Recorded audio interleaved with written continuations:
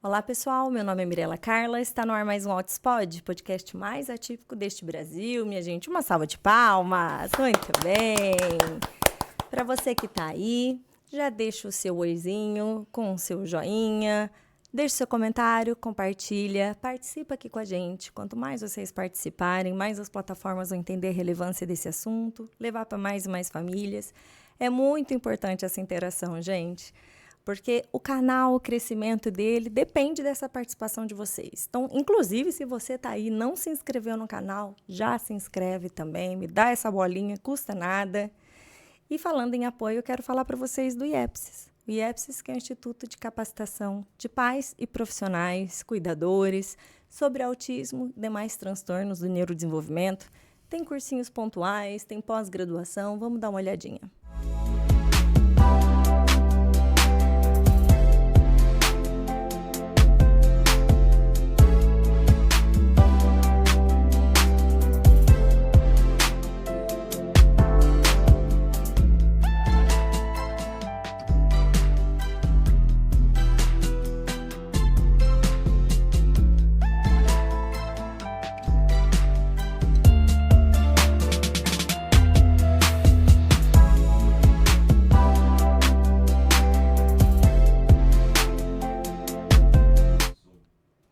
É isso, pessoal. Ao longo do nosso bate-papo vai ficar passando aqui o QR Code para vocês visitarem lá a plataforma e dar uma olhadinha nos cursos, tá bom? Então vamos ao nosso bate-papo.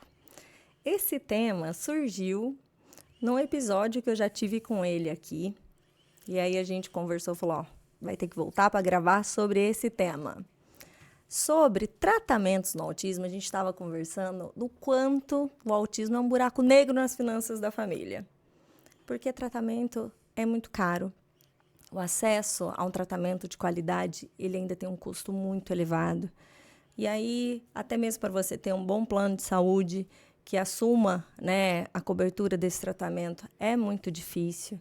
E isso hoje ainda fica para uma casta muito, muito, muito pequena da sociedade. Inclusive, nessa parte, né, do episódio, estava fazendo a reflexão do quanto as famílias que têm uma criança com autismo, né, quanto vão diminuir o padrão de vida financeiro, a estrutura, e vão ficando também sem perspectiva, assim, do futuro de melhora, né, muito pelo contrário, ao longo da vida, assim, eu vou acompanhando essas famílias, sempre aquela redução mesmo, e até de sonhos, de perspectivas futuras e tal. Então, foi uma reflexão nossa. E aí a gente pensou, né, assim, poxa, vamos falar sobre isso, desse impacto na vida das famílias, o impacto financeiro, e se é possível a gente fazer um desenho de um tratamento menos custoso, né? É possível a gente pensar num tratamento de qualidade para as famílias, que não seja tão caro? Dá para pensar, dá para sonhar, né, com isso?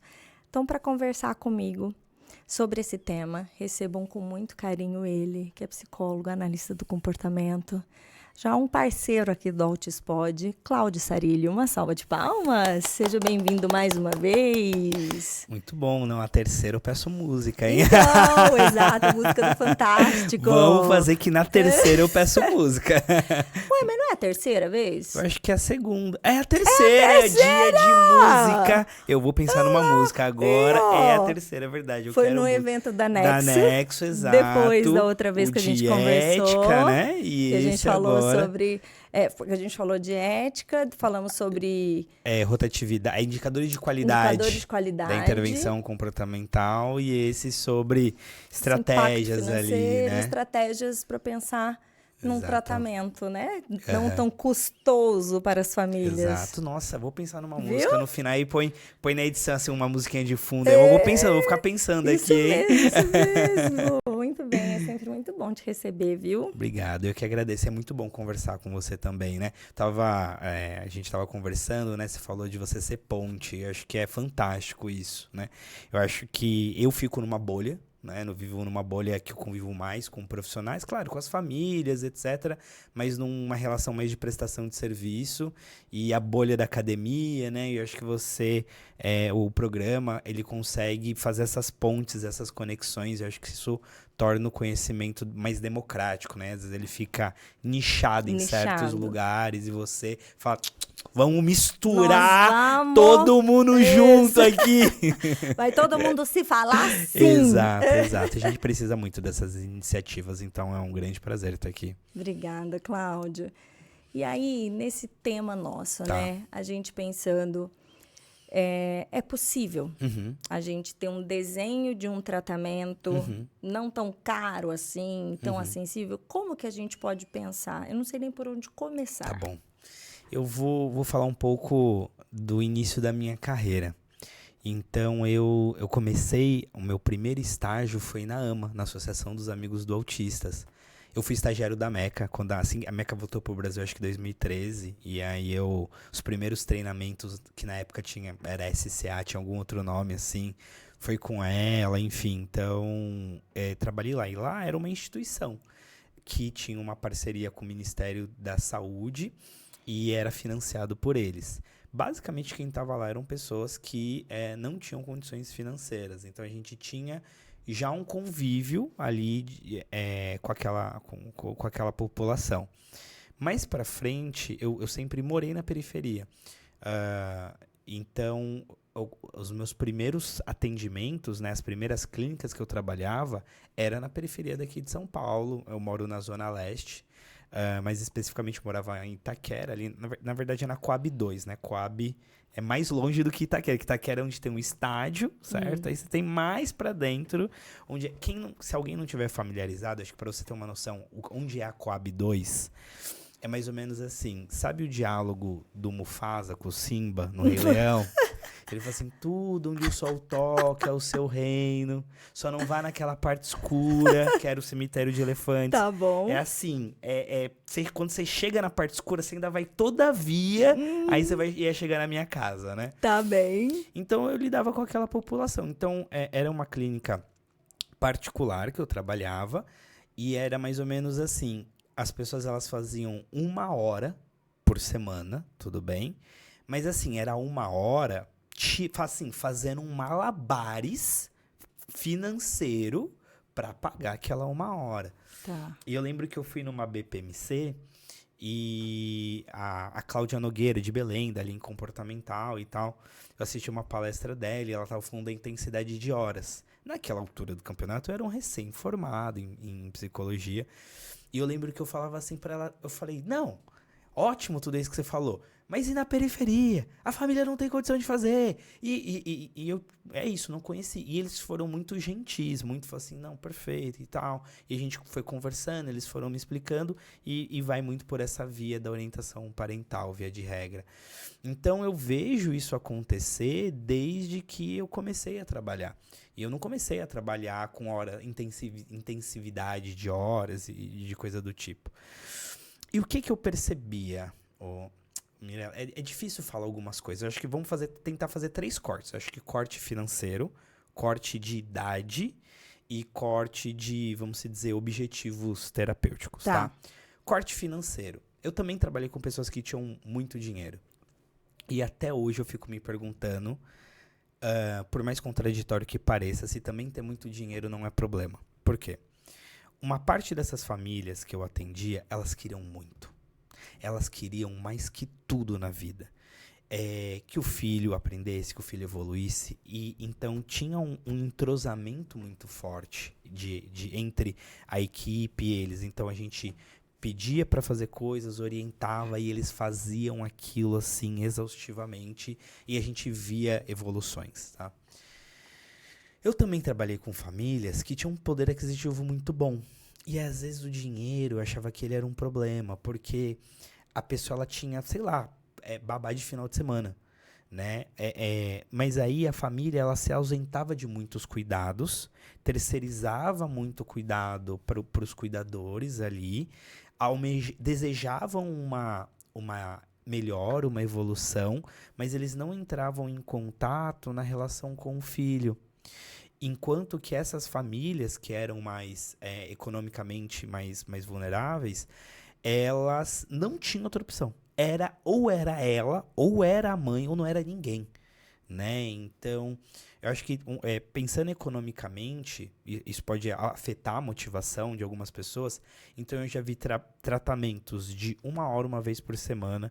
Eu já vi gente de relato de tipo assim, eu nunca consegui nem pagar o tratamento, mas eu lia, sozinho, sem saber, assim, sem um mentor, ter alguém falando, faz isso, faz aquilo. A pessoa caçava. E quando você ia ver, ela tinha boas referências. Eu vi um vídeo do Lucelmo. Eu li aquele livrinho amarelo da Camila Gomes. Eu fiz isso, eu fiz aquilo outro. E a pessoa conseguia. Então, é duro. Eu vou dizer uma coisa que o medo do cancelamento, ele vem, né? Mas vamos lá. Sem querer romantizar os desafios da vida e etc. Mas eu percebo que aquelas pessoas que querem muito, elas encontram. Se elas estão procurando aquilo ardentemente, eu vi todas elas encontrarem. A gente vive na época da informação. É muito. Você fala assim, poxa, mas eu não. Como que eu obtenho? Pô, você tem o ChatGPT, sei lá, você tem o YouTube, você tem o Altispot. Quantas pessoas já não. Se a pessoa só assistiu o Altispot, só assistir, o quanto que ela não vai encontrar de dicas, entendeu?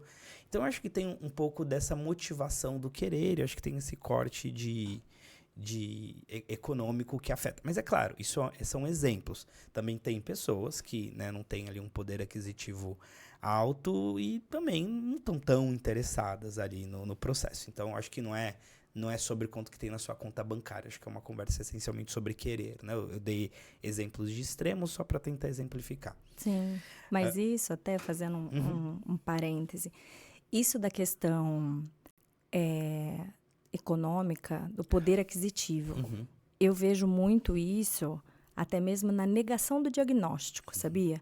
Parece que quanto mais a família, eu estou dizendo assim, por pesquisas, vozes da minha cabeça, na verdade por vivência, sim. tá? Dados clínicos, Mirella Altispod, essa é a minha chancela.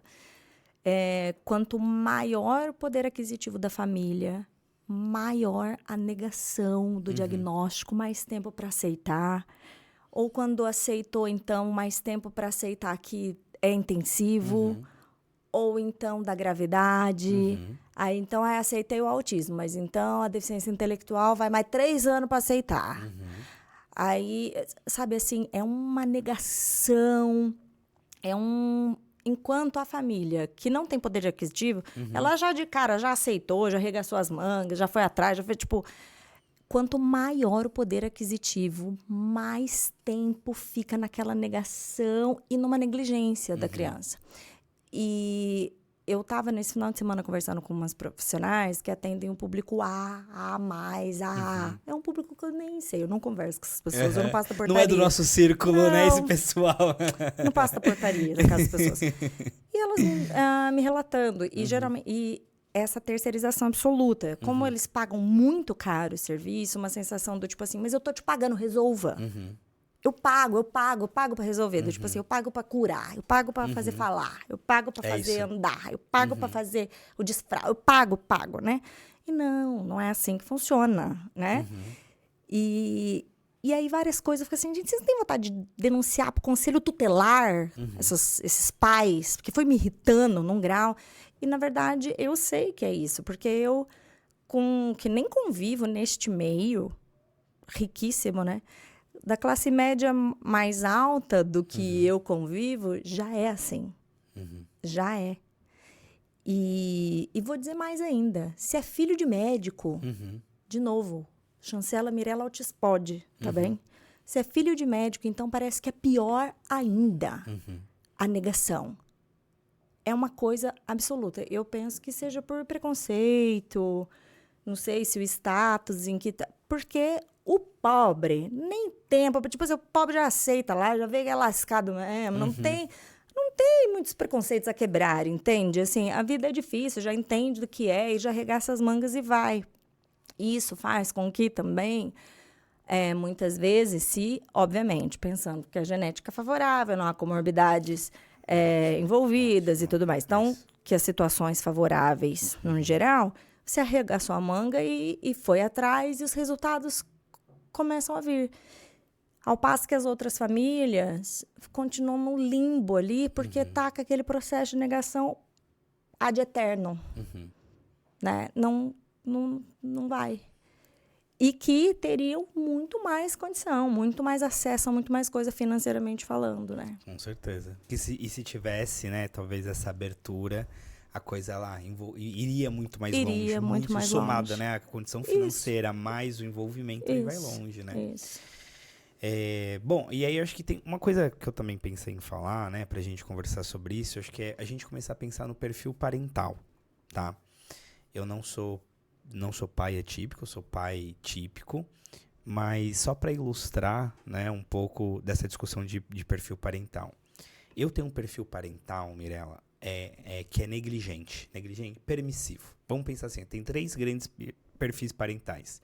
Permissivo, autoritário e autoritativo. Basicamente, permissivo é o que tende a deixar fazer tudo. O autoritário, regra hardcore e, sabe, quase uma rigidez. E o autoritativo é o equilíbrio dos dois, né? Então, por exemplo, a minha filha. Um dia eu tava lavando louça, e aí ela chegou e pediu colo. Bonitinho. Eu falei, não vou te dar colo, porque o papai tá lavando louça. Você precisa entender que as coisas não são no seu tempo, sabe? Aprende a esperar. Vida não é tudo que na hora que você quer. Tá bom. Ela deu 30 segundos, ela voltou aos berros, gritando, se esperneando. Peguei no colo. Entendeu? Então, olha só. Eu dei a regra. Eu decidi. Tipo, eu podia ter. E depois dura é pega. Eu falei, poxa, eu podia ter pegado quando ela pediu bonitinho, né? Então, eu tenho um perfil parental que é um perfil mais permissivo. Que é esse? Que é uma pessoa que tende a flexibilizar demasiadamente as regras que são dadas. Quando a gente tem esse tipo de perfil parental, há problemas da interação com o indivíduo é que ele fica muito... Ele entende com alguma facilidade que ele ganha no grito. Ele ganha no grito ou ele ganha na força ou na imposição, certo? Então, isso é um problema. Então, acho que o primeiro ponto é, se a gente está pensando em formas de baratear o tratamento, e a gente está discutindo que o primeiro passo é você se relacionar com o seu filho, né? Um outro passo é entender qual é o meu perfil como pai, qual é o meu perfil como mãe. Porque a gente tem uma história de vida. Então, a gente teve, às vezes, a gente veio de uma família estruturada, então a gente tem excelentes referências sobre educação. Às vezes não. Às vezes a gente teve uma família conturbada, uma família desestruturada e não... A gente tá tentando tatear, tá tentando descobrir o que é maternar, o que é paternar e assim por diante. E eu entender esse meu perfil, ele não é pra eu me sentir culpado. Ele não é pra eu... Nossa, eu sou, né, permissivo, meu Deus, eu sou a pior pessoa do mundo. Não, não, não. Eu acho que é a partir disso... entender como eu estou me relacionando com a minha, no caso aqui a minha filha, o meu exemplo, né? Porque, veja, problemas de comportamento, problemas com, sei lá, alimentação, existe um grupo de desafios que são inerentes à maternidade, né? Teremos. Existem os problemas, por exemplo, a gente estava falando de adolescente, né? O adolescente que se isola no quarto, não quer conversar. Isso é adolescência, não é autismo, é adolescência. E é difícil. A adolescência é um limbo na vida também, né? Então eu acho que a gente talvez precisa tentar separar e dividir o que é do autismo, o que é da infância e o que é meu estilo parental. Porque essas coisas interagindo, elas vão produzir ali diferentes resultados. O estilo autoritário, qual que é o problema dele? Causa muito problema de comportamento, via de regra. Porque é o cara que fala, não, você não vai, e a coisa vai escalando, e a pessoa, ela banca, e ela fala que não vai, parará. Então, e por que eu tô dizendo isso? Porque às vezes a queixa dos pais é, poxa, meu filho tem muitos comportamentos desafiadores. Quando a gente vai falar de comportamentos desafiadores, a gente tem que olhar, sei lá, perfil sensorial, porque hipersensibilidade está alterada, tá relacionado com comportamentos externalizantes. A gente tem que ver, fazer uma análise funcional, não convém aqui falar disso. A gente tem que olhar várias coisas. Uma delas é perfil parental. Porque dependendo do perfil parental, isso evoca mais comportamentos desafiadores, que é o caso de perfis que são autoritários, né? Que é a pessoa que dá a regra. A minha esposa, ela é autoritária pra caramba. Então, tipo, a gente tem uma regra em casa, de dar o mínimo de tela possível pra ela, pra nossa filha. E um dia ela acordou, tipo, né? Hoje tava um frio. um frio de manhã, um outro dia, tão frio quanto hoje, ela acordou 5:30 da manhã, num domingo. Falei, não, a gente pôs um desenho lá, sei lá, da Branca de Neve, qualquer coisa. Falei, gente, eu preciso dormir mais um pouco, né? Minha alma não tinha voltado pro corpo. Ela veio furiosa. Não pode dar tela pra menina. E era 5:30 da manhã, não tinha nem amanhecido. E ela brigando comigo, porque ela é muito tipo a regra. E a regra, ela não pode ser quebrada de forma alguma. E com frequência as duas quebram o pau lá em casa. Tem a ver com o perfil dela. Só que quando junta eu e ela, vira um autoritativo. Porque quando ela tá perdendo a mão, eu falo, amor, né? Tipo, calma. Aí eu vou. Ou quando eu tô tipo, tudo bem, pode beber água da privada. Ela fala, você tá de brincadeira comigo. Dá um olhar, aquele olhar que só mãe tem o poder de dar esse olhar, que parece como uma metralhadora. Tá. E eu falo, opa, e aí eu sustento, porque quando eu tô quase escorregando, ela me ajuda. Então eu acho que se a gente quer produzir melhora na vida dos nossos filhos, eu acho que a gente deve se esforçar para entender o nosso perfil parental, porque isso afeta. E eu acho que porque as escolhas derivadas da nossa forma que a gente vai estimular o nosso filho tem que estar mais ou menos parecido com quem eu sou.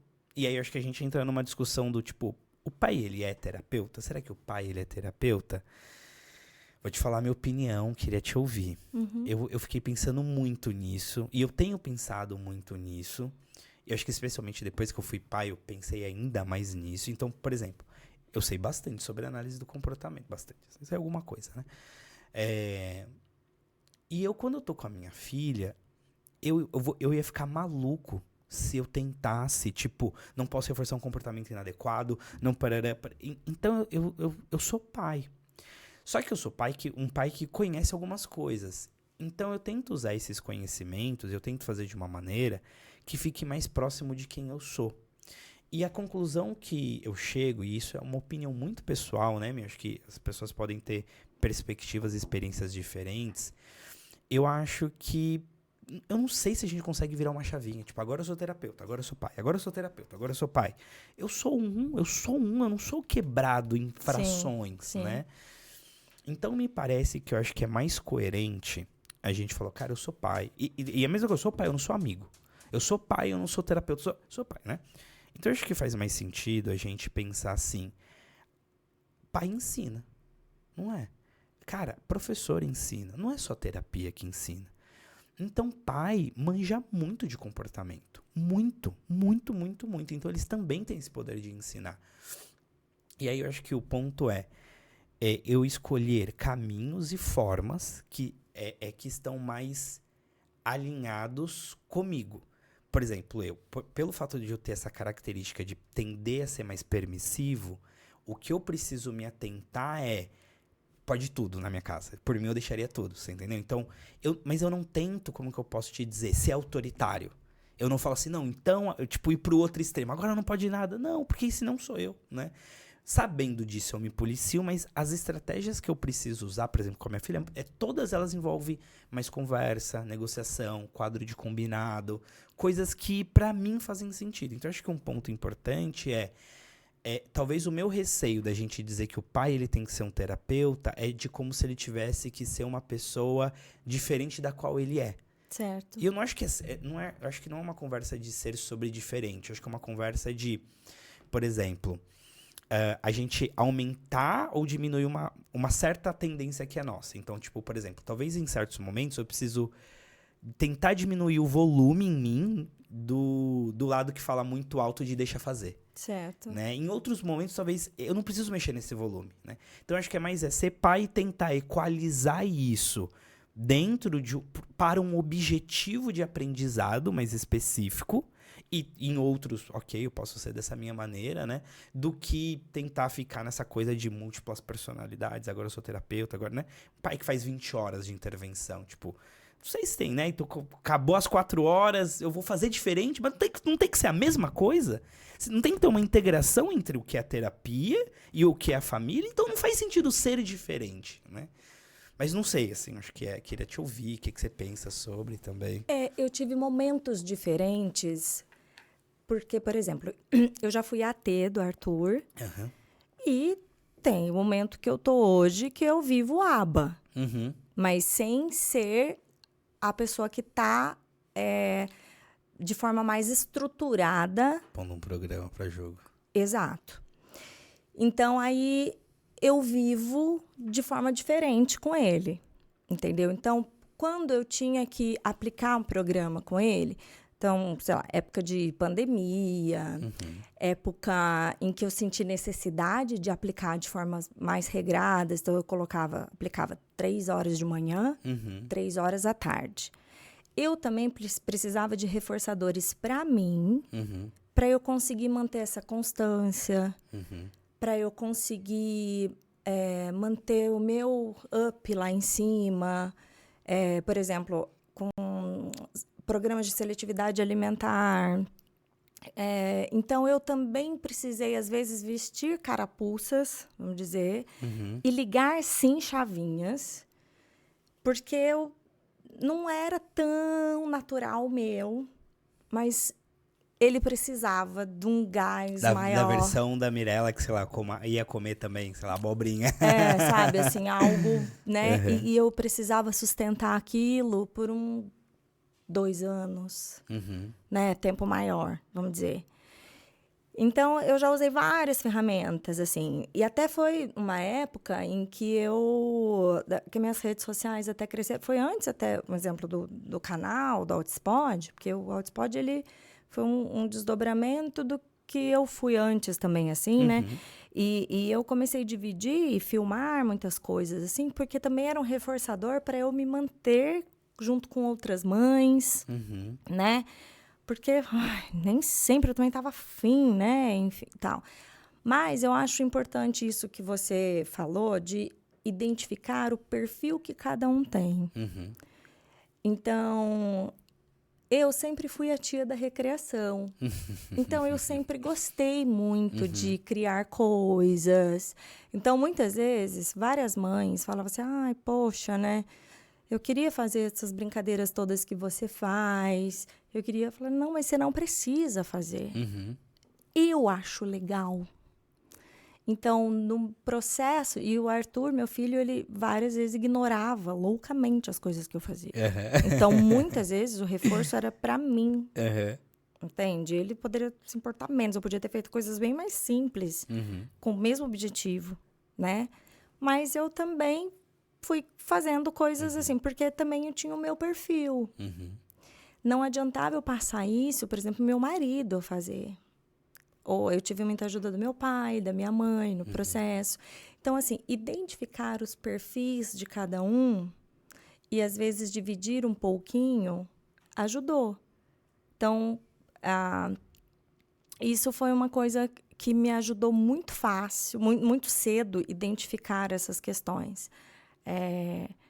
Então, respeitar um pouco também essas nossas as personalidades com algumas questões, assim, né? Então, claro, eu precisava virar uma chavinha para manter algumas coisas, mas não ir além também. Então, por exemplo, a minha mãe é uma vó Pode tudo. que pode tomar tudo. água da privada, imagina. Entende? É a imunidade, fortalece a imunidade. Exato. Então, como eu podia contar com a minha mãe, eu não passava para minha mãe coisas que eu sabia que para ela ia ser muito difícil confrontar meu filho. Então, não. Então, eu passava coisas que eram muito mais... coisa que para ela era legal e ele também fazerem juntos. Por exemplo, o meu filho, ele demorou muito para imitar. E ele teve uma primeira identificação com o meu pai. Então, tudo que era imitação, eu joguei para o meu pai. Que demais. Então, meu pai, ele ia, por exemplo, nos supermercados. Ele ia, pedia várias caixas, visitava todos os mercados. Os caras do mercado tudo já conhecia, separava várias caixas, porque meu filho não fazia contato visual, tinha pouquíssimo interesse de se prender nas atividades, né? Ele empilhava muitos blocos, já não queria nem que a gente sentasse junto para empilhar junto com ele e tal. E aí eu tive a ideia de empilhar caixas, que eu pensei, são blocos gigantes. né? Ele empilhava e derrubava os bloquinhos de Lego. E ele olhava muito para o meu pai. Então, a gente colocou meu pai para pilhar as caixas e derrubar as caixas de mercado. E aí, meu filho achava o máximo. E aí, todas essas coisas, a gente jogou tudo pro meu pai. Meu pai ia em todos os mercados e tal. E meu pai começou a puxar caminhãozinho e tudo. Então, tudo de imitação e tudo, né, um item, 2 itens, duas Duas sequências, 2 movimentos, ações, movimentos. Foi tudo pro meu pai. Porque já tinha engajamento. Então, para que eu ficar forçando? Olha para mim, olha não sei o quê. Não, ali funcionava, né? E eu gosto muito de fazer atividades externas. Eu amo ir para parque, para rua, ir para o mercado, fazer dessensibilização dessas coisas. Ficou tudo comigo. Meu marido era um sacrilégio. Mas meu marido gosta muito de jogos de tabuleiro. Meu marido gosta também de jogos de videogame. Eu não gosto. Então, essas coisas ficam com ele, né? Então, às vezes, a gente identificar... E eu penso também no que envolver a família. Quando há mais pessoas da família, se não é só a mãe. Às vezes... eu conseguia, por exemplo, se minha mãe fizesse meia hora de coisa, meu pai meia hora, às vezes meu marido 1 hora, ali já me tirava, 2 horas entende, né, de estimulação de coisas que também diminuía a minha carga horária e também te deixava mais dinâmico para o meu filho. Isso na contabilização de horas de atividades estruturadas, semanais, isso também conta. Isso alivia para aquele aplicador que está sozinho, para a mãe também, sabe? Então, eu fazia isso também. Eu envolvia outras pessoas e colocava essas atividades, né? Então, eu distribuía, punha, às vezes, na hora do almoço, às vezes, na hora do banho, ou na hora da escola, ou na hora do mercado, enfim, de formas soltas, né?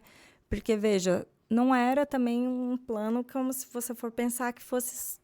tão certinho dentro de uma clínica ou com um profissional. A gente está pensando que são amadores fazendo, certo? Mas eu distribuía desse jeito. Então, muitas vezes eu conseguia aliviar bem a minha carga. Nossa, acho que dá para tirar várias coisas disso que você falou, né? Eu acho que a primeira, aquele ditado é pura verdade, né? A gente precisa de uma aldeia para cuidar de uma criança. É impressionante como que a gente precisa de outras pessoas. A gente sabe que realmente essa não é a realidade de todo mundo. Sim. Mas eu acho que um ponto que você falou, acho que me pareceu muito você como uma gestora de uma equipe, né? Então, você via os talentos, né? Então, você falava, tá, meu pai é bom nisso, minha mãe é bom nisso, e você também bancava fazer coisas que você não era bom, mas tu se esforçava, né? Então, então acho que uma parte importante, talvez a gente precise desenvolver habilidades que a gente não tem, ou que a gente achava que não tem, porque tem gente que, isso não é pra mim, e começa a fazer e dá muito certo, e tem gente que fala assim, continua não sendo pra mim, faço porque é preciso, o dia que não precisar vou dar graças a Deus. Exato. E beleza, né? Sobre. Então, acho que esse enfrentamento, e eu acho que a gente pegando que as pessoas são boas, também é uma questão pensando do ponto de vista do adulto, tá bom? É uma estratégia da análise do comportamento. Porque aí você utiliza aquela pessoa que é proeficiente naquilo, aquilo vai ser muito reforçador para ela. Você estava utilizando a motivação dos adultos para fazer coisas, né? Então, para eles, aquilo era muito fácil ou muito natural. Então, eu acho que olhar o que as pessoas ao redor têm de interação com aquele indivíduo, né? E tentar fazer essa divisão. Então, se possível, dentro da realidade daquela família, eu acho que essa divisão, ela tende a ganhar. E mais do que isso, eu acho que o seu pai, talvez ele aumenta o senso dele de competência como um bom vô. Total, né? todo mundo ficou engajado. Interagir, né? Exato. A sua mãe. Todo mundo ficou engajado. Eu chamei, por exemplo, as crianças da minha família, né? Até para explicar para eles o autismo do Arthur, porque muitos se sentiam... eu já contei essa história aqui também. Muitos achavam que o Arthur... Foi relato dos meus priminhos, que o Arthur não gostava deles. Porque eles ficavam chamando o Arthur ignorava. Né? E aí eu falei, não é isso.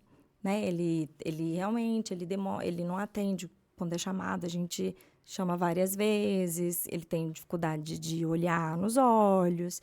Aí eu fui explicando como que eles poderiam fazer, se colocar na frente, era a coisa mais engraçada. Eles entrava na frente do Arthur, sabe? Era a coisa mais bonitinha, a coisa mais linda que tinha, sabe? Tipo, alguns choraram, outros perguntaram se ele ia morrer. Tia, ele vai morrer? Não, não vai morrer, né?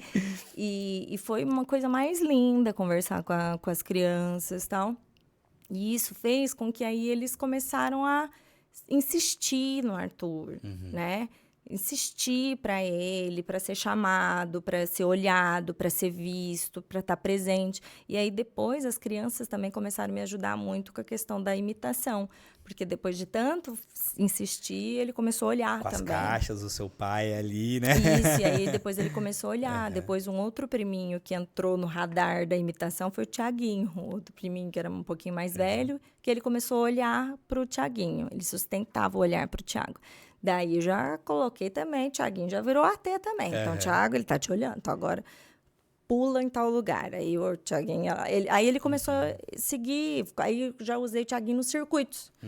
Então, vem aqui que nós vamos fazer circuito. Nós vamos hoje lá na represa. Aí eu chamava as crianças, aí fazia circuito de atividade externa, né? Depois, aí fui interagindo com todo mundo e tal. Então, mas eu fui dando função pro pessoal da família e fazendo todo mundo entender, porque também as pessoas não entendiam, né? Pensa, como que eu faço? Não... E aí eu explicando até para os adultos, você abaixa aí na altura dele, né? Insiste mais vezes, às vezes ele não tá olhando, mas ele tá te ouvindo. Pode continuar conversando com ele. Fui dando, porque ninguém tinha manual. Não tem, Né? Então, eu também fui ajudando a família para também não desistir, entende? Do tipo, ou passar reto, ou muitas vezes, vamos supor, o Arthur não cumprimentava, né? Ele ficava, não precisa, eu não. Se você tiver um pouquinho de paciência, eu vou aqui insistir com ele, vou abaixar com ele aqui e tal, e ele vai te cumprimentar, sim. Né? Porque eu tinha que repetir mais vezes, né? Dar o comando mais vezes, tal. Aí a pessoa, não, tudo bem, né? Mas é porque às vezes a pessoa achava que estava fazendo gentileza, tipo, não precisa, não quero incomodar, mas é porque e não era essa estimulação, isso, né? era importante, né? Que eu explicasse, né? E tudo mais. Então, veja, a pessoa não é que ela não queria ou que não se importava, ela só não sabia como agir. Então, aí eu tô ensinando ele. Não, claro que eu espero, né? Tal. Então, questão de comunicação. Então, eu envolvi todo mundo. De novo, eu sei que não é todo mundo que tem esse privilégio, sim. né? Que pode. E às vezes também não faz sentido. Às vezes a família também não é integrada. Enfim, são dicas que a gente está dizendo. O que fizer sentido, beleza. O que não fizer, você descarta, né? Porque são... de novo, cada um tem um modelo, né? E é complexo, porque hoje eu estou vivendo uma outra fase também que as pessoas continuam sem entender. Porque hoje olham para ele também e acham que não tem mais prejuízo nenhum. Tem inúmeros. Tem outros, né? Outros, né? De outra fase. Você precisa psicoeducar tudo de novo. Por ciclos. Por ciclos, né? A gente sabe que é cansativo, que não é nada... Não estou fazendo aqui a jornada do herói nem da superação, tá? Mas tem nada a ver. Estamos só naquele inicinho da questão de como envolver a família. É isso. E o quanto que você poderia também, né, Mirella, assim, ter se fechado? Talvez por um lado fosse mais fácil, talvez por um lado, vamos se dizer, protegesse. Eu já ouvi esse discurso algumas vezes, tipo assim, é para proteger, não quer expor, né? Então, entendo que tem um pouco do seu perfil, características da sua família, mas o quanto que... você falou uma coisa que me pegou muito, assim, né? Não é que a pessoa era indiferente, ela não sabia o que fazer. Então, às vezes, a gente tá sensível com o tema, acho que isso versa sobre, mais uma vez, a aceitação do diagnóstico, né? Então, a gente tá sensível com o tema, e aí eu também não falo para ninguém. Ou eu não dou modelo, eu não mostro como fazer, aí a pessoa não dá oi. Aí alimenta uma coisa do tipo assim, ó, tá vendo? Ninguém gosta do fulano. Tá vendo? Ó, ninguém nem parou pra dar oi. Então, às vezes a gente talvez valha a pena fazer essa análise do tipo, poxa, aquele membro da família, ou a família é indiferente, mas o quanto que eu dou de abertura, o quanto que eu falo, não, vem cá, porque pelo que você me fala, parece que eles se sentiram muito importantes. Sim. Eles se sentiram muito... E eu acho que eles entenderam mais desse jeito do que se você desse uma palestra. Palestrinha assim, né? Porque autismo, pipipi, popopó. Não. Talvez nem fosse dispensável. Pela convivência, né? Pela convivência. Então, eu acho que, beleza, envolver a família. A gente sabe que família é um tema delicado, né? Como você falou, mas eu acho que ser possível entrar em contato com isso é maravilhoso. Então, beleza, envolvimento de família, né? Eu acho que um outro ponto que pega-me, e aí talvez você falou desse momento mais tardio, né? No sentido de já estou nessa jornada após o diagnóstico há alguns anos e recebi um diagnóstico. Então, talvez a gente também possa ir caminhando por aí. Uma das coisas que eu vejo quando o assunto é intervenção precoce ou quando o assunto é receber um diagnóstico, por vezes tem uma procura muito do tipo, poxa, como então é para o autismo? E fica procurando muita coisa relacionada ao autismo. Mas como que eu posso te explicar? Como se alguém fosse falar uma coisa e aquilo fosse ser aplicável a todas as pessoas com autismo da face da Terra. O que não é verdade. Então, é claro que obter informação, o que é o autismo, características, formas de ajudar, acho que são super válidas. Mas às vezes eu vejo umas conversas do tipo assim, qual é o melhor brinquedo para uma pessoa autista? Ah, sim. Isso não faz... Pra mim, essa pergunta ela não faz sentido. Assim, que brinquedo esse cara gosta? E o que ele vai gostar é diferente dele. Então, acho que como tem um pouco daqueles estereótipos do enfileirar carros, um pouco do bloco, o dinossauro, o trem. Mas assim, embora isso, a gente ouça esses relatos, no final do dia é assim, o que aquela pessoa gosta. Então, só que eu só conheço isso se eu interagir com o meu filho. E acho que por isso que eu quis começar por aquilo. Porque se a gente só se descolar da relação eu com meu filho, e eu ficar só procurando o que é autismo, como que o autismo, você perdeu de vista aquele indivíduo. E no final das contas, é aquele indivíduo, somado às características do autismo, né? Então, eu acho que o conhecimento ele é muito bom, né? Mas eu acho que demais ele vira um problema também, assim, né? Acho que a gente começa a pensar em tantas coisas, em tantas possibilidades. E aí um segundo momento eu quero ensinar tudo. Então, tipo, é como se eu quisesse fazer tudo ao mesmo tempo, simultaneamente. Talvez algumas pessoas elas vão super dar conta de fazer isso, né? Talvez outras, e aí eu acho que aqui é um ponto importante, a gente ter um foco. Então, assim, hoje, o que me pega mais? Geralmente, se é intervenção precoce, é comum ser desenvolvimento de fala, é comum ter comportamentos problemas, mas aí é ao longo da vida como um todo, né? Atividade de vida diária, então vestir-se, alimentar-se, tomar banho, isso também acaba passando a vida como um todo. Alimentação costuma ser também, assim, top 5 e interação social. Então, eu acho que assim, ver assim, a parte que tá pegando mais. Porque se a gente estiver procurando, eu quero a melhor maneira de estimular o meu filho, isso não diz nada. É mais ou menos assim, eu quero ser feliz. Tá, mas feliz, vamos trabalhar, né? Fazendo o que exatamente? Gravando podcast, conversando com outras mães, né? Fazendo feliz fazendo o que exatamente?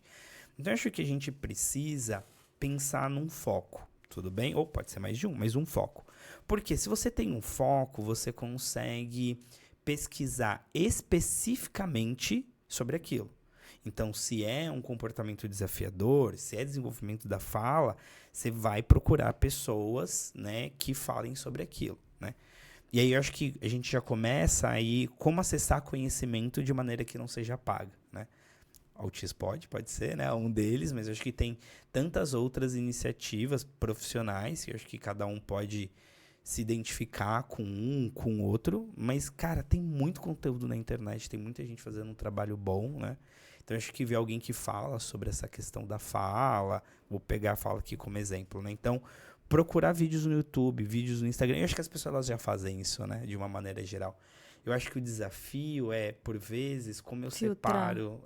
Filtrar. O picareta do bom profissional, né? E eu acho também como pensar, porque a gente vai tendo muitas informações e elas ficam soltas. Não tem uma costura. E aí não tá estruturado. Como que eu aplico, né? Como eu começo isso pensando, né, de um tratamento estruturado. Né? E aí que a gente pensa numa supervisão, né? Para aqueles pais estarem sendo supervisionados, né? Hoje, a supervisão seria a forma mais em conta, É. né? É uma forma, porque aí na supervisão... É uma mais em conta, né? Assim, eu digo, porque qualquer outra forma mais estruturada, a gente pensando em clínicas e todas as hierarquias, tudo isso já vai ficando mais custoso, né? Só que supervisão, nem sempre, dependendo do modelo que tiver, se a pessoa tiver, por exemplo, como fala, um convênio, nem sempre o convênio vai custear. É pouco, eu diria que é pouco provável que o convênio custeie. Às vezes, tem alguns modelos, alguns tipos de convênio que eles fazem o reembolso. É que se for psicólogo, poderia contar com uma sessão, sei lá, online, eu imagino, né? Mas eu acho que vai depender muito da especificidade do convênio, caso esse profissional seja fono, TO... eu acho que esses profissionais, né, psicólogo, eu acho que eles cobririam o convênio, né? Mas seria uma forma. Mas eu acho que, antes ainda da supervisão, eu pensaria em grupos, né? Grupos de pais, grupos de mães, grupos né? de estudo. Grupo de estudo que você comentou. Antes, por exemplo, lá atrás, a gente dividia, né? Assim, vai fazer uma pós. Fulano, ciclano, tal. Eu não quero o título para mim. Eu não vou atender ninguém. Então, rachavam a pós em 5 mães. Uma ficava com o título, todo mundo ali assistia, dividia material, fazia grupo de estudo. Direto, todo mundo ali com o link da Hotmart, a senha da Hotmart, uma da outra e tal. Mas dividia cursos e para fazer grupos de estudo, dividir material, a gente montava planos de intervenção umas para as outras. Porque foram, não todas, né? Mas o nosso grupinho ali, o mais fechado, a gente foi virando meio que mais especialistas mesmo, assim. Hoje o nosso grupo mais fechado ali, não vou ser abusada de nos intitular de analistas do comportamento, por favor, né? Mas eu acho que deveria. Mas, assim, a gente estuda muito. Meu Deus, a gente estuda muito, muito, muito ali. Ali todo mundo fez pós, assim, não vou falar, não temos títulos todas, mas todas nós fizemos as pós, umas das outras, vários cursos, a gente está sempre matriculada, pelo menos em 4, cada uma de nós, e a gente estuda demais, está sempre lendo muitos artigos, então, acaba que isso, sei lá, eu tenho 7 anos de muito estudo, muito. O Outspod aqui também, para mim, é um intensivão de muita coisa, né? Mas, de novo, meu olhar, ele acaba sendo muito pro meu filho, né? Eu me sinto muito especialista dele. É isso, mas eu acho que no final das contas porque eu nunca tive intenção de atuar em nada, né?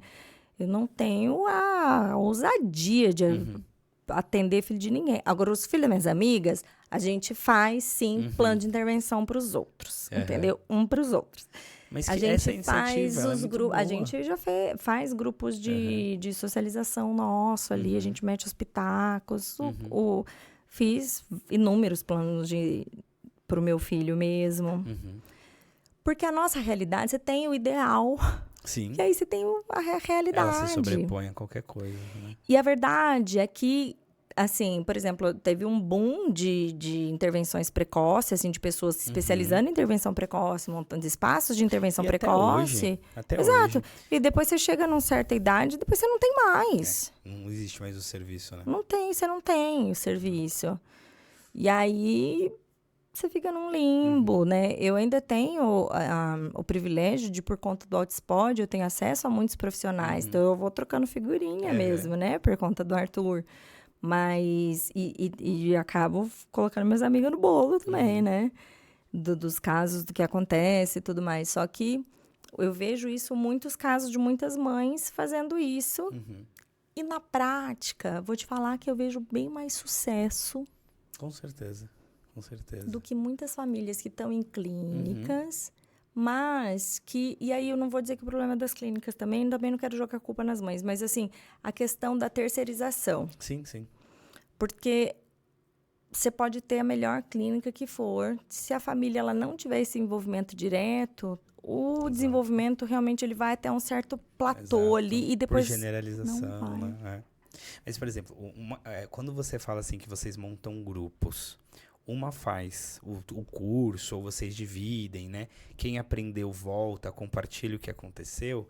A literatura chama isso de treino piramidal. É uma forma de baratear o custo. Então, ao invés de eu treinar, sei lá, 30 pessoas, isso teria um valor talvez exorbitante, eu treino uma. Essa uma treina duas, essas duas treinam quatro, você entendeu? E a coisa ela se multiplica. Então, eu acho que se a pessoa ela não tem uma rede de apoio, né, talvez ir buscando na região, né, outras mães que têm essa pegada. Porque cada um tá num momento. É Tem isso. quem tá assimilando o É diagnóstico, isso. tem quem, tipo, quer fazer ali a reunião com todo mundo, quer Isso. juntar. E eu acho que é procurar, né? Eu É. imagino que as pessoas possam entrar em contato, sei lá, com você, tipo, eu sou de tal lugar, você conhece alguém? Não, E ir direto ajudando a isso, conectar. direto por exemplo, no Altispod a gente tem Uhum. o grupo de membros, né, que trocam Uhum. figurinhas.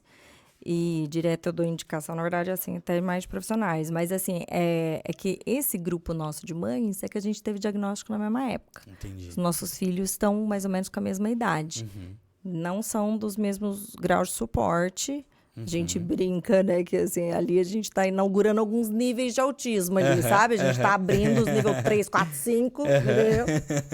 As nossas dificuldades são grandes.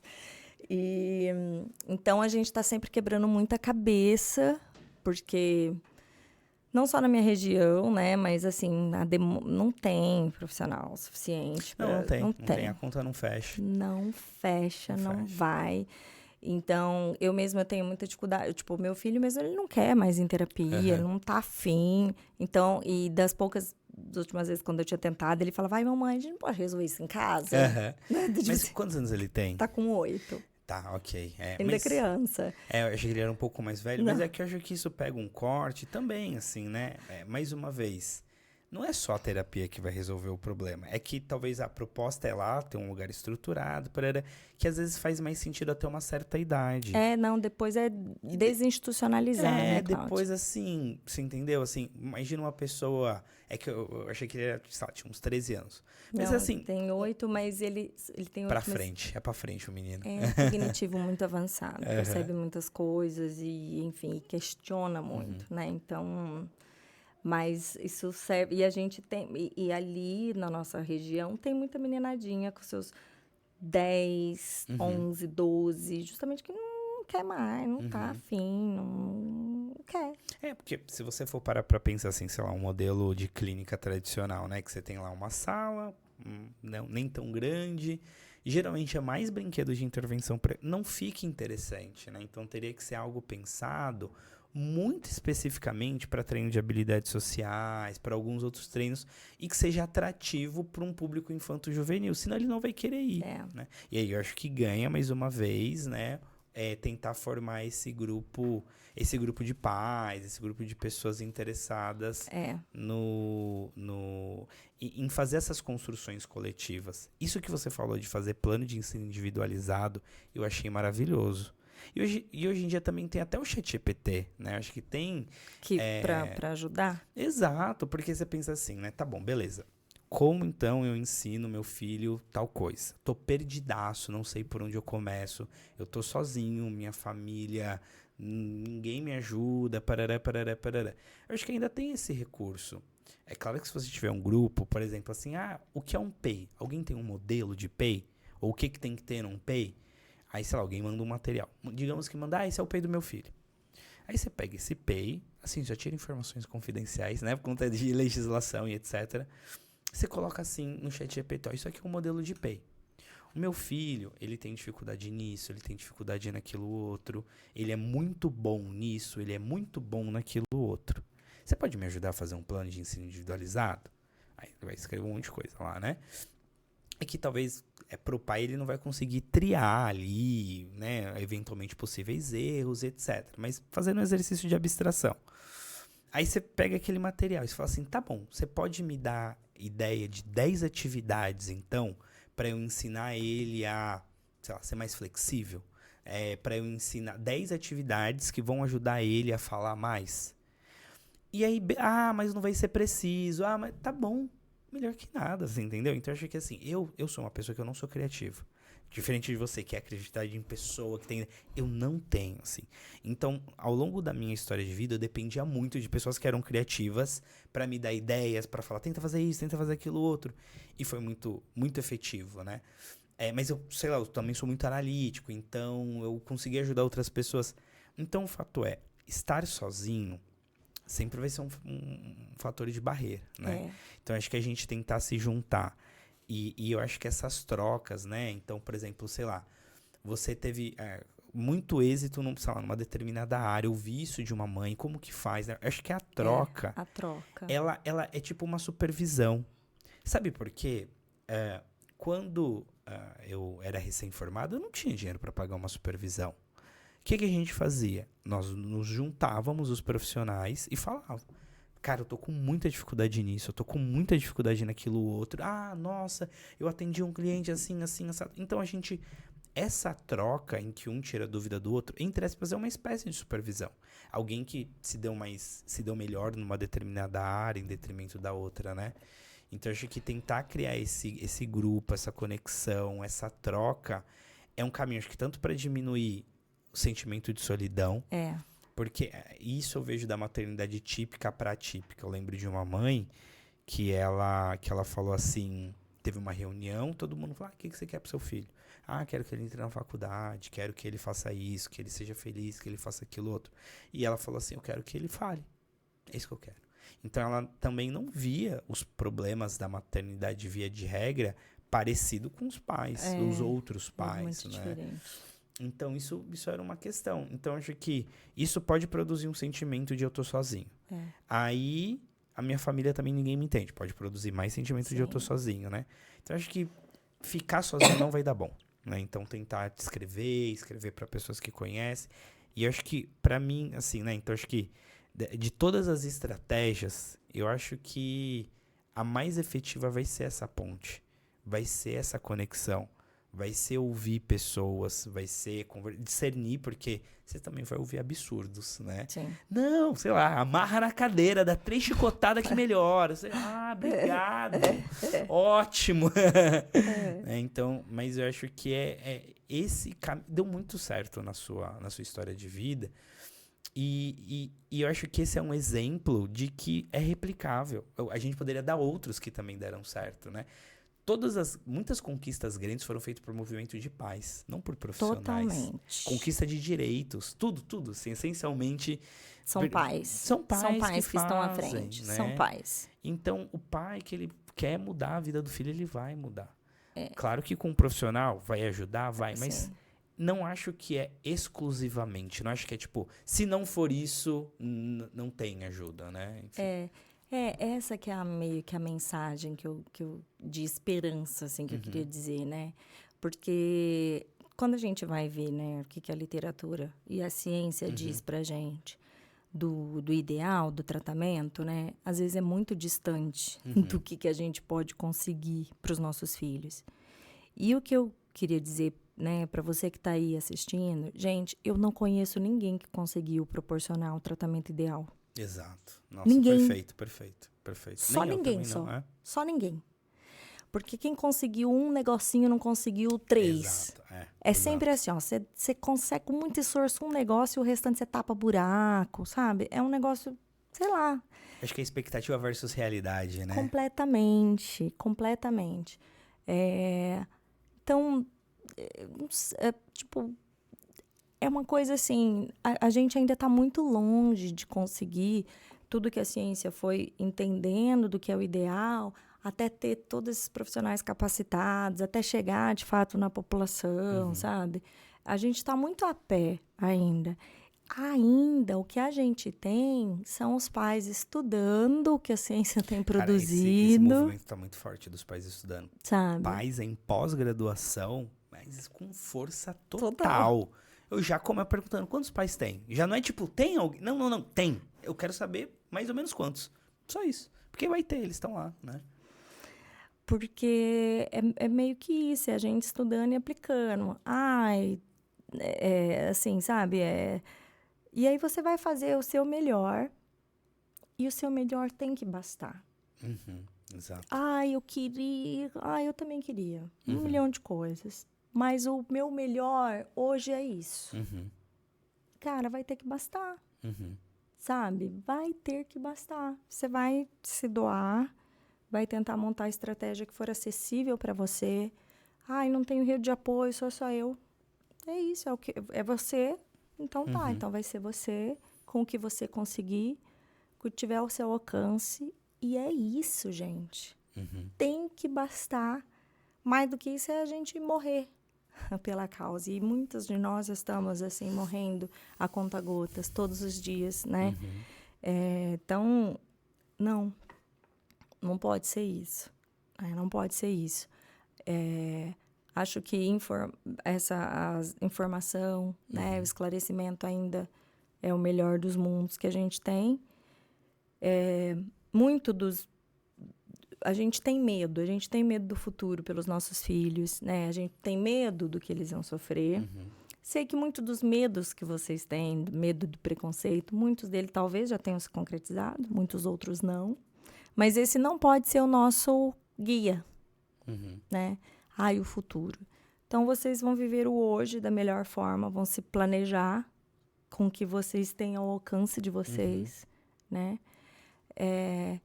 E se eu posso falar algo para vocês também, é que enxerguem o filho de vocês além do diagnóstico. Sim, por favor. Sabe? Enxerguem esse indivíduo, né? Porque o diagnóstico traz para a gente muita ansiedade, muita pressa, né? E o nosso filho caminha sem pressa nenhuma, o desenvolvimento dele. E tem um descompasso entre o desenvolvimento dele, no tempo dele, e a nossa pressa e a nossa angústia. E o problema maior disso tudo é que a gente viva sempre num futuro e que esse diagnóstico roube o nosso presente com o nosso filho. E que a gente deixe de viver o nosso presente, porque enquanto a gente está ali numa expectativa de um futuro que sei lá eu o que é, a gente não viva esse presente de um filho íntegro, por inteiro, que está ali na nossa frente, né? Então, não deixe que isso aconteça. Viva o presente com esse filho íntegro que está ali com você. Essa criança, esse jovem, esse adulto que seja, né? Dê o seu melhor, isso vai bastar. É o que você tem. É isso, né? Com certeza, com certeza. Acho que é isso, né, Cláudio? Eu não me atrevo a dizer uma palavra a mais depois dessa reflexão que você colocou, né? Porque eu acho que assim, né? Isso que você falou do ideal e etc. Isso a gente fica com uma ideia muito, poxa, se eu estivesse fazendo uma terapia, XPTO, não sei aonde, isso não teria acontecido, ou não estaria acontecendo. Às vezes estaria. Às vezes estaria, né? Então a gente fica muito com essa ideia, que tem aquela frase, né? Nasce uma mãe, nasce uma culpa, né? Então, do tipo, poxa, eu não tô fazendo o melhor que eu poderia, eu deveria ter fazendo mais. Mas eu acho que isso que você falou do descolar a gente do momento presente é muito real, né? É muito real. Então, e isso é muito... Por quê? Você para de interagir com a pessoa, né? Isso. A pessoa que ela é hoje, Isso, né? E aí você isso. começa só a interagir com as suas fantasias, os seus receios, né? Enfim. Exato, só com o diagnóstico. Você fica só interagindo com o diagnóstico. E pare de interagir com o teu filho. Exato. Com aquele indivíduo que está ali por inteiro. Ele está ali por inteiro. Você para de ver ele por inteiro. E você não se permite descobrir aquele serzinho, do que ele pode gostar ou não, de deixá-lo experimentar ou não, de viver o hoje. Porque, sei lá, eu na frente, os medos que você tem pro amanhã, pro depois, eu entendo, mas você não tem controle. Não temos, mas né? o hoje, você pode viver com ele o hoje, experimentar com ele o hoje. Eu não estou romantizando, isso é a maior verdade de todas. E você tem um ser íntegro. Não, ele não está pela metade, não está faltando nada nele, ele está por inteiro na sua frente, para que você viva o hoje com ele. E faça o seu melhor, é só isso. E é interessante isso, né? Porque às vezes eu vejo assim, poxa, mas eu não sei brincar com meu filho. Aí você fala assim, mas você tenta? Não. Mas eu não sei. Mas você tem. Não. E aí fica nessa, né? Porque a gente cria uma ideia que o fazer algo bem feito é a primeira vez que eu fizer, vai ser fantástico. Você falou assim uma coisa que é interessante, que os terapeutas também passam muito isso, cara, o terapeuta ele tem que ter muita assim, resistência à extinção. Porque você vai fazer material, a criança não vai zero, né? Se o terapeuta ele desistir, o que acontece? Acabou a intervenção. Então ele fala, tá bom, não gostou desse, vou fazer outro. Não gostou desse, vou fazer outro. Aí uma hora você acha, né? Então, acho que pegando o exemplo do brincar, claro que isso tá ligado mais à intervenção precoce, mas no brincar, é isso, você vai tentar, vai virar de costas, vai sair, e aí você vai ficar lá sem saber o que fazer, mas se você estiver lá olhando, e aí você viu que ele pegou um carrinho, virou, aí você pegou o carrinho, virou, ele olhou pra você, pronto, né? Você falou, opa, isso aqui é legal. Mas a gente só vai conseguir estar sensível a isso se tiver de corpo inteiro. Exato. Se eu estiver brincando com ele, lembrando do vídeo, da dica que deram do brinquedo, você já nem tá mais olhando quem tá na tua frente, né? E um pouco disso que você falou, não vai dar certo nas primeiras, mas isso é muito normal, né? Muito normal. Então, às vezes esse eu não consigo, eu já tentei de tudo. Tem que ver com calma. Será? Isso, tem que ver com calma. E que brincar é esse que você está esperando? Porque é aquele brincar daquela expectativa do brincar padronizado. Porque às vezes não é aquele o brincar do teu filho. Aquele ali é a expectativa que você tinha. Mas seu filho não veio ao mundo para cumprir suas expectativas. Ele veio para ser quem ele é. Você está disposto a descobrir quem é teu filho? A entender do que ele gosta? E o jeito que ele brinca, e sentar para brincar com ele. E vocês construírem uma brincadeira juntos. Porque às vezes o brincar dele é bater nas coisas e, sei lá, ver derrubar. E se você achar que isso tá errado, temos um problema. Exato. Mas aí o problema é só seu. Não é dele. Exato. O problema é todo seu. Entende? Então, aí é que tá. Você quer conhecer o teu filho, do que ele gosta, o que ele gosta, o que ele acha legal. Se ele faz aquele movimento bastante tempo, por que será? Qual que é a função? E se é algo que para ele é, sei lá, é gostoso, é prazeroso, por que você não tenta entender aquilo? Então, por que você também não ressignifica aquilo, sabe? Ah, não, mas então é a sua filha, você queria que ela brincasse de boneca. Ela poderia se importar menos com a boneca. Mas aí é você que queria. Então, de novo, sabe? Então, essas questões. Ah, mas é importante o brincar. Não, mas é toda uma construção, enfim. E também nem todo brincar tem que ter uma função de alguma coisa. Ai, mas que saco! Não, pessoal, acho que pegou muito. Ficou muito chato esse negócio. Né? Então, são várias questões que, né, que precisam ser desconstruídas. Vários, né? Eu ainda brinco, eu falo muito disso. Ai, deixa ele autistar, deixa ele autistar e ser feliz, né? É isso, é ver beleza, um pouco de beleza nessas coisas, né? Tá mudando de assunto, assim, disso, assim, às vezes o jeito de ser das pessoas. Teve uma menina autista, né, que falou assim pra mim. Nossa, Mirella, sabe o que eu consegui? Eu assisti um episódio seu, eu gostei tanto de você, porque você me irrita tanto, porque você tem muito movimento, assim, e você me irrita muito, sabe? E aí eu dei tanta risada do jeito dela de falar, e aí a mãe dela, assim, tentando, né, repreendê-la e tal, ela é jovem, né? E eu achei, ela me conquistou ali. Eu falei, para de repreender ela, porque eu achei ela maravilhosa dela falar desse jeito. Eu irrito muito ela, deve ser irritante mesmo, me ver, eu me movimento demais mesmo. E aí, assim, então, gente, eu achei ela maravilhosa justamente por causa do jeito dela de falar. E aí ela conseguiu assistir um episódio meu, já fazia tempo que ela tentava assistir, ela não conseguia me assistir de tanto que eu me movimento. E aí a mãe dela, assim, toda incomodada. Tipo, nossa, não tá sendo gentil, sei lá, né? Alguma coisa assim. Tipo, sabe? A gente sabe que ela é neurodivergente. Tipo assim, gente, deixa autistar também, entende? Assim, a expectativa ali estava sendo mais da mãe dela. Mas eu tô dizendo isso da mãe dela, mas eu faço isso muito com o meu também. Né? Com o meu menino. Mas porque o meu menino de novo, entre aspas, não parece autista, eu sei que ele vai levar muita lapada do mundo, que o mundo mesmo vai consertar ele e ajustar as regras sociais. Se eu não conseguir ajustar gentilmente, o mundo vai dar aquela ajustada.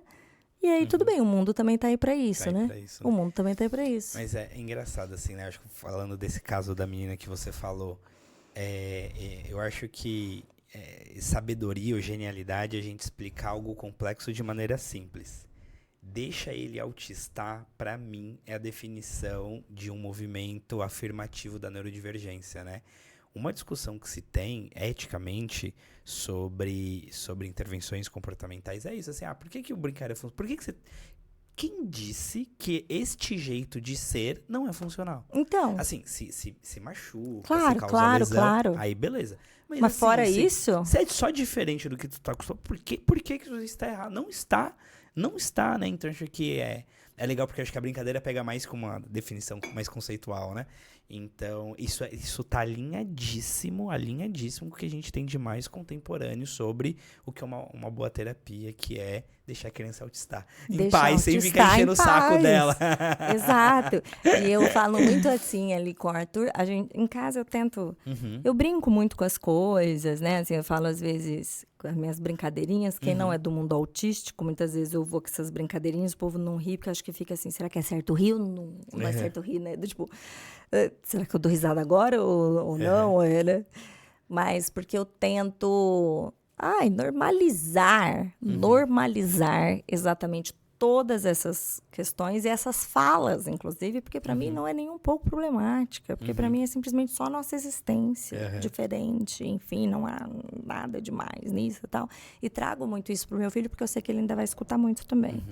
E eu não quero que isso chegue dolorido nele. Eu quero que chegue só como é, né? Em algum momento, se ele ouvir, seu autistinha, não sei o que lá, ele vai ouvir do tipo... Sim.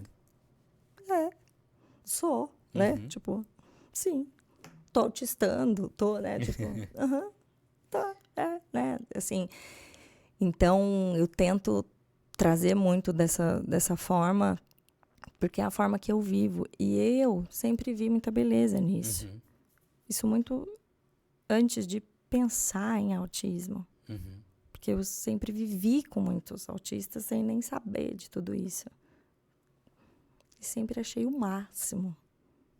As pessoas, entre aspas, esquisitas. As pessoas diferentosas, né? Vamos dizer assim. Então, eu ainda não consigo entender por que os outros não acham isso o máximo também, entende? Assim.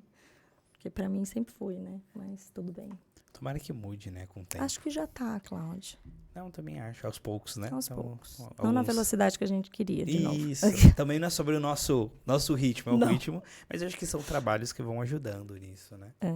E o Mi, você acha que dá pra gente falar um pouquinho de adolescência? Será que acho dá tempo? Super. Não sei como estamos de horário. Dá. Acho super. Porque aí é uma perspectiva diferente. Exatamente. São outros problemas, né? Então, acho que se na intervenção precoce a gente vai estar falando, é isso, de tentar desenvolver quase todas as áreas do desenvolvimento infantil, né? Então, cognitivo, fala, brincar, parará. Eu acho que a adolescência, ela marca outras coisas, né?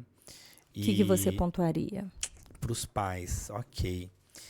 Eu acho que, mais uma vez, separar o que é desenvolvimento humano, o que é autismo.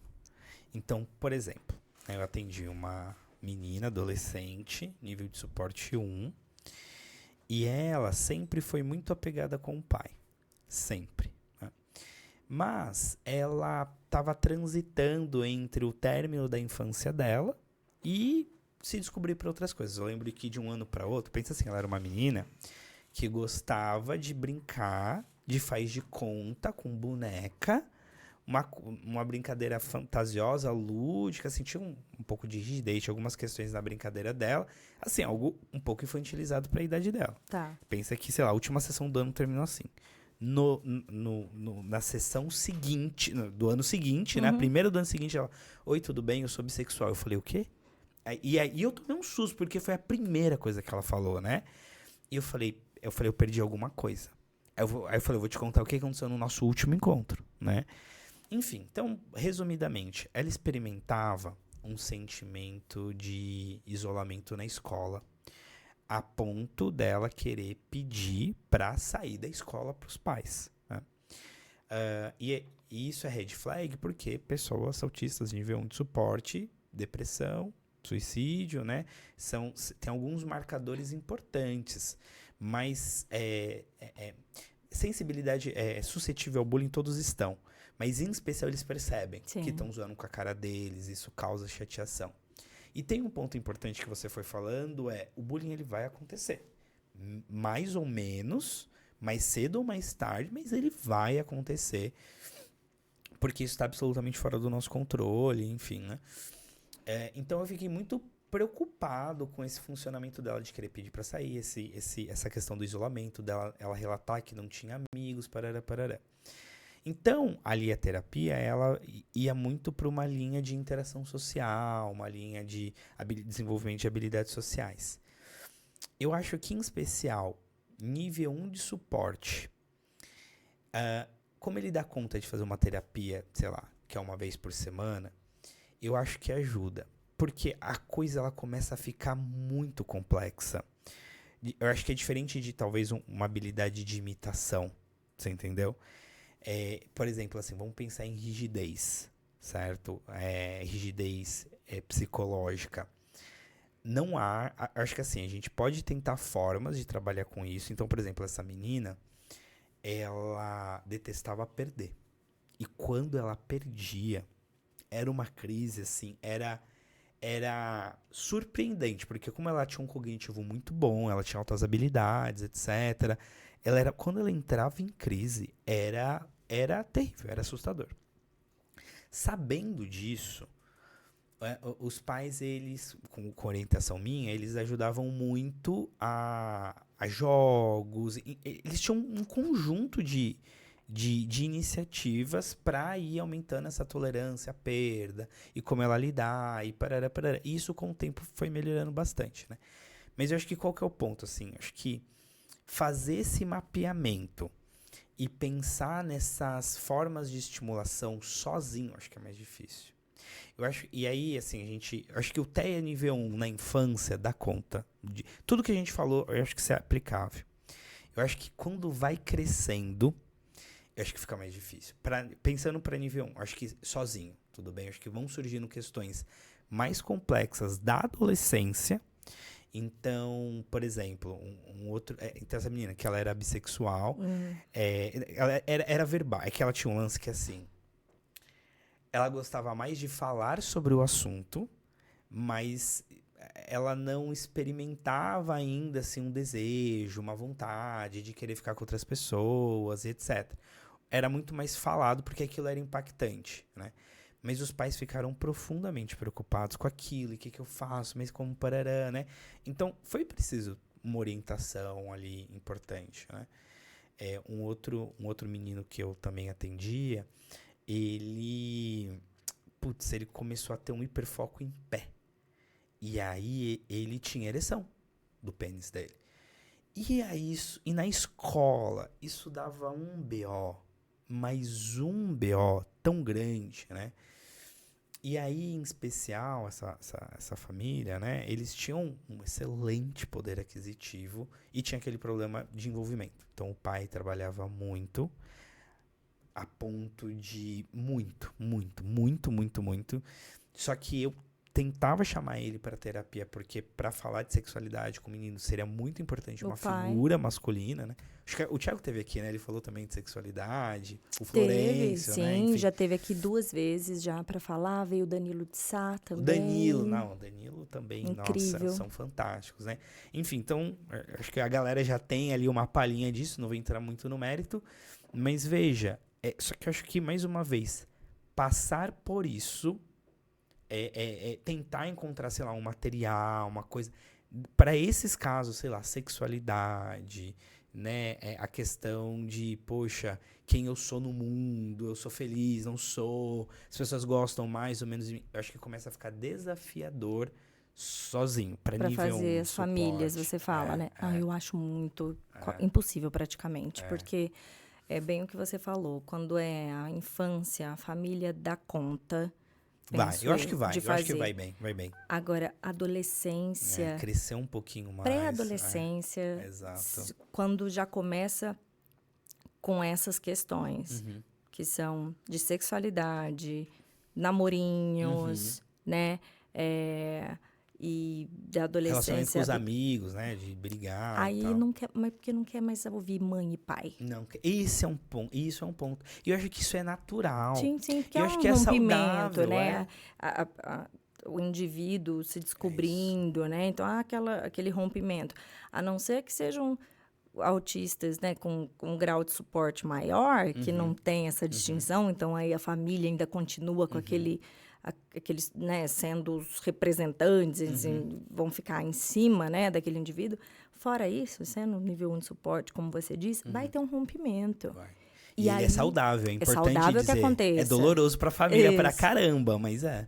Ai, mas vou te falar que nessa parte de sexualidade, zero dor pra mim, que seja outra pessoa pra falar, porque eu acho bem difícil ser a mãe e o pai pra falar dessas questões íntimas, assim. Não difícil, acho que a mãe e o pai têm o papel de educação, sim, mas eu digo, essas intimidades maiores, sim. acho que tem que ser mesmo com outro, tem que ser um profissional. É difícil, né, essa perspectiva. A gente não consegue ter essa separação mesmo, assim, até mesmo para entender. Então, penso que depois que passa a infância, dali para frente, precisa de ajuda profissional mesmo para lidar.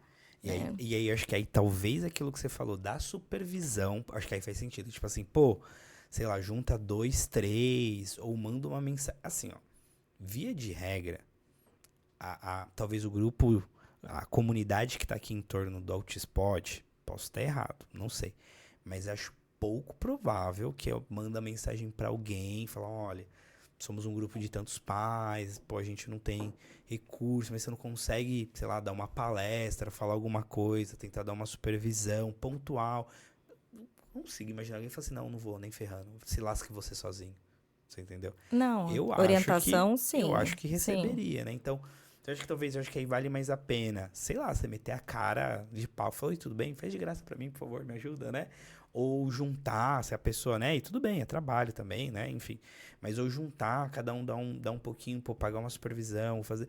Porque eu acho que aí, nesse caso, é muito importante. Eu acho que aí tem uma chave legal. Acho que na infância é isso que você falou. Acho que dá conta com as estratégias que a gente já discutiu. Mas aí, talvez aí, acho que a coisa ela começa a ficar mais complexa. Pra nível 1. Acho que pro nível 3, tudo que a gente falou vai se aplicar também na adolescência. Acho que vai ficar parecido. Mas nível continua. 1 não. Nível 1 não. Não dá.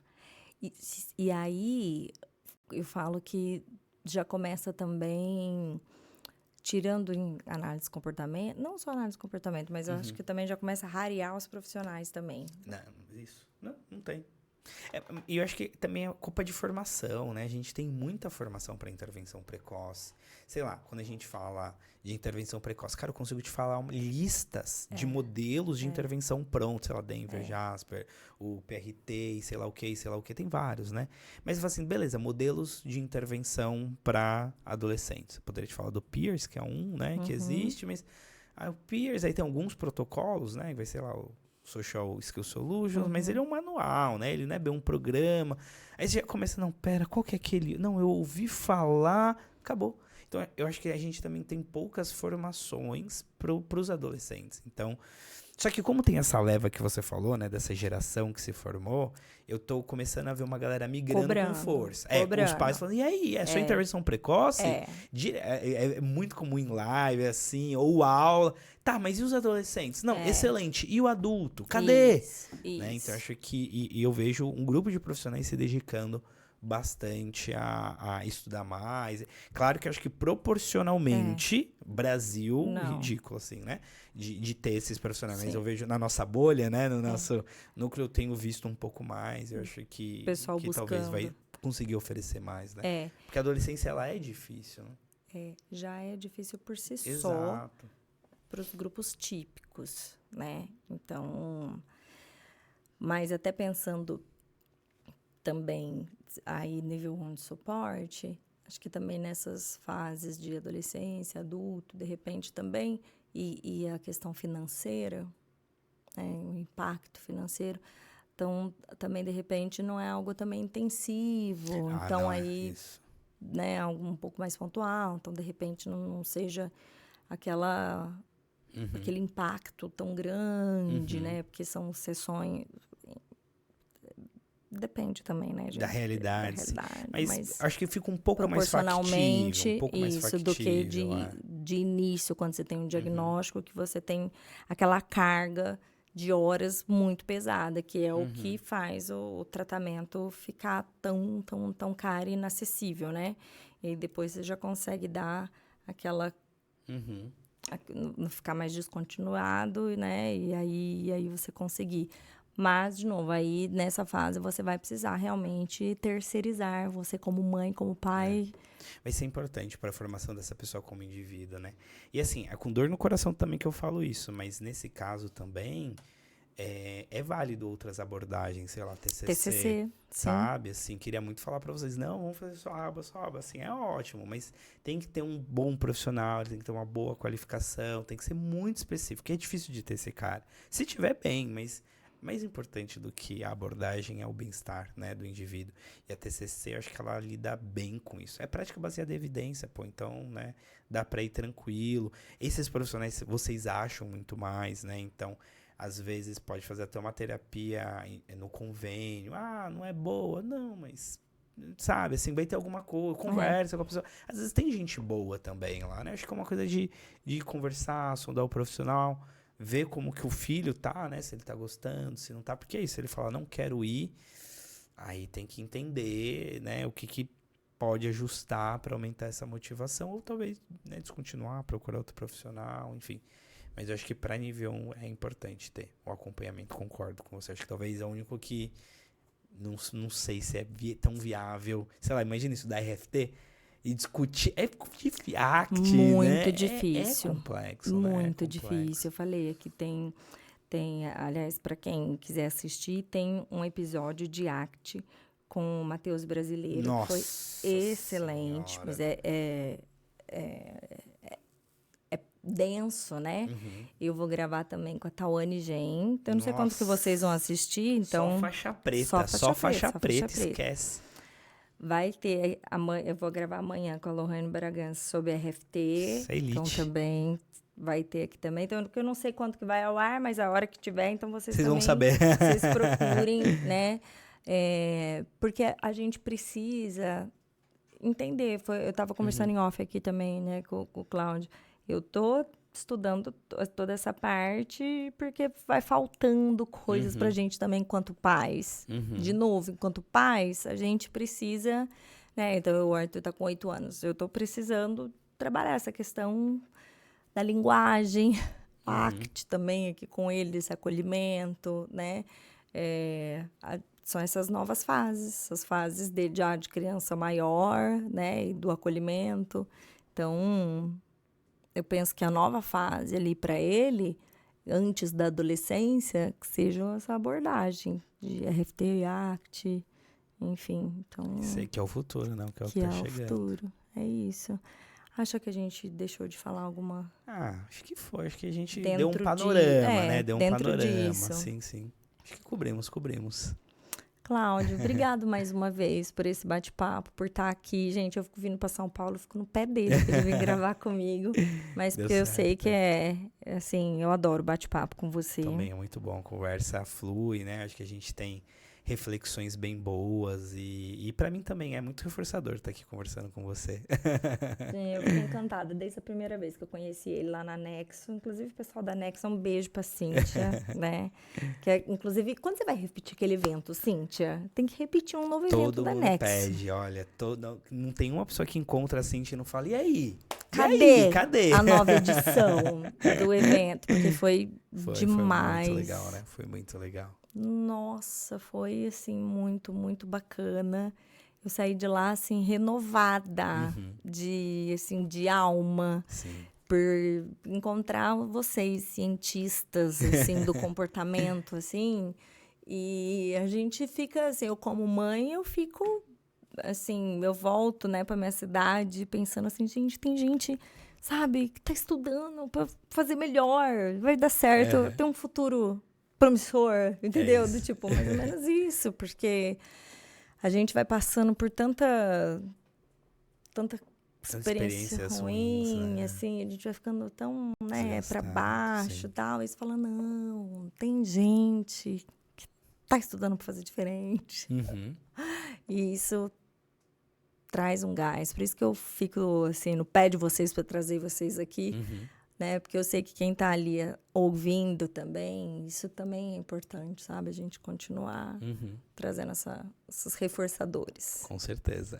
Obrigado mais uma Eu que vez, agradeço, Cláudio. Mi. Valeu. Vocês que estão aí assistindo, se você não deixou seu joinha, já deixa, pessoal. Faz toda a diferença pro vídeo, pro alcance, pra distribuição. Então se inscrevam no canal, comentem aqui, mandem suas dúvidas, perguntas e até o próximo episódio. Um beijo. Tchau, tchau. Beijo, até mais.